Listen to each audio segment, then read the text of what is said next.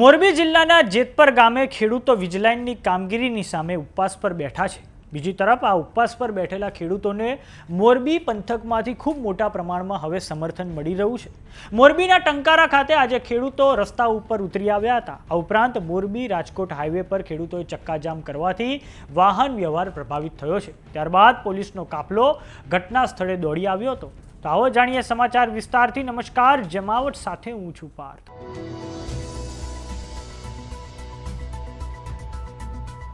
મોરબીના જેતપર ગામે ખેડૂતો વીજલાઇનની કામગીરીની સામે આમરણાંત ઉપવાસ પર બેઠા છે। આ આંદોલનને મોરબી જિલ્લાના ગ્રામીણ વિસ્તારોમાંથી પ્રચંડ સમર્થન મળી રહ્યું છે। આજે મોરબી રાજકોટ હાઈવે પર ટંકારાના ખેડૂતોએ ચક્કાજામ કરી દીધો છે। ટંકારા તાલુકાના ખેડૂતો જેતપરના ખેડૂતોના સમર્થનમાં આવતા આંદોલન વધારે વ્યાપક બન્યું છે। મોરબી રાજકોટ હાઈવે પર ચક્કાજામ થવાથી વાહન વ્યવહાર પ્રભાવિત થયો છે અને આ પછી પોલીસનો કાફલો ઘટના સ્થળે દોડી આવ્યો હતો। આ મામલે ખેડૂતોની પ્રતિક્રિયા સામે આવી છે, જેમાં તેમના દ્વારા કહેવામાં આવ્યું છે કે છેલ્લા 12 દિવસથી બધા જાણે છે કે વીજલાઇનને લઈને જેતપર ગામે ખેડૂતોનું આંદોલન ચાલુ છે। અમે પણ જેતપરના ખેડૂતોના સમર્થનમાં રસ્તા પર આવ્યા છીએ।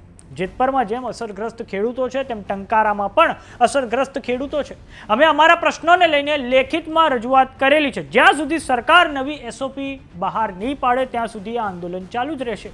આવો સાંભળીએ ખેડૂતોએ શું કહ્યું છે। સાહેબ, કારણમાં તો આજ બધાને ખબર જ છે, છેલ્લા 15 દિવસ 12 દિવસથી આ ખેડૂતો ઉપવાસ છાવણી જેતપર મુકામે જે ખેડૂતોના વિવિધ પ્રશ્નો એવી વીજલાઇનને લઈને ચાલુ રહ્યા છે, એનું અનુસંધાને જે આજે એક ખેડૂતના દીકરા તરીકે એક ખેડૂતોને સમર્થન આપવા 12 દિવસથી આજે ભૂખ્યા બેઠા છે અમારા ભાઈઓ, એને હોશ આપવા માટે થઈને આજે અમારા રસ્તા રોકોનું આંદોલન કરવાની ફરજ પડી। ચક્કાજામમાં તો સાહેબ આપને ખબર જ છે, બધા આખા ગુજરાતને ખબર છે કે ગુજરાતનો સળગતો પ્રશ્ન છે અને જે જેતપર મુકામે આંદોલન ચાલી રહ્યું છે એ જ મુજબ ટંકારાના પણ ઘણા બધા અસરગ્રસ્ત ખેડૂતો છે જે જેતપર સમર્થન આપેલું છે અને જ્યાં સુધી અમારા જે પ્રશ્નો છે એ અમે લેખિતમાં રજૂઆત કરેલી જ છે। તો જ્યાં સુધી લેખિતમાં અમને રજૂઆત નહીં કરે અથવા તો સરકાર નવી એસઓપી બહાર નહીં પાડે ત્યાં સુધી આ ખેડૂતો આમને આમ કંઈક ને કંઈક નવું લાવતા જ રહેશે અને ચક્કાજામ કરવાનું કારણ એક જ છે। હવે આપણે જાણીએ કે આખો વિવાદ શું છે। તો મોરબી સહિત સૌરાષ્ટ્રના અનેક જિલ્લાઓમાંથી વીજ ટ્રાન્સમિશન લાઇન માટે તેમના ખેતરોમાં વીજપોલ ઊભા કરવાની કામગીરી ચાલી રહી છે।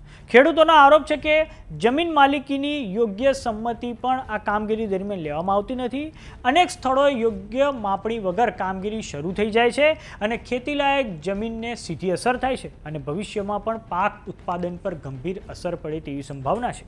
આ ઉપરાંત ખેડૂતોનો પ્રશ્ન છે કે તેમને જે વળતર છે તે બજાર ભાવે આપવામાં આવે, જંત્રીના ભાવે નહીં। સાથે જ જ્યારે વીજલાઇન નાખવાની કામગીરી શરૂ કરવામાં આવે છે ત્યારે પોલીસ એ કંપનીના કર્મચારીઓને પ્રોટેક્શન આપે છે અને આ પછી કંપનીના કર્મચારીઓ દાદાગીરી પર ઉતરી આવતા હોય છે। તો હવે આ કારણે હાલમાં તો મોરબીના જેતપર ગામે ખેડૂતો આંદોલન પર બેસી ગયા છે, ઉપવાસ પર તેઓ બેસી ગયા છે અને થોડાક સમય અગાઉ જ્યારે સરકાર દ્વારા તેમને આમંત્રણ આપવામાં આવ્યું ત્યારે સરકારનું આમંત્રણ પણ તેમણે ઠુકરાવી દીધું હતું અને પોતાની જે 6 માંગણીઓ છે તેમણે લેખિતમાં ડીવાયએસપી અને પ્રાંત અધિકારીને સુપરત કરી છે।